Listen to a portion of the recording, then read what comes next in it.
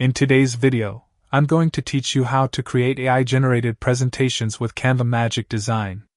If you need a polished deck fast, Magic Design gives you a strong starting point. Start by opening Canva and using the search bar to describe your topic in a clear sentence. Include the subject, audience, and tone, like educational, persuasive, or playful.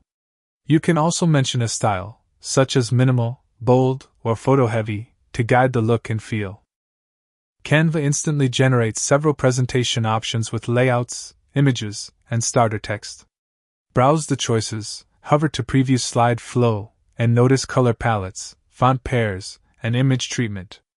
Pick the option that best fits your message and audience. It's a draft to customize, not final. Click your favorite design and tailor it to your content. Replace placeholder headlines with key points and edit body text for clarity. Swap images with your own photos or short clips, or use Canva's media library for on-theme visuals. Adjust colors to match your brand or mood, and pick readable fonts. Keep text concise, use white space, and maintain strong contrast between text and background.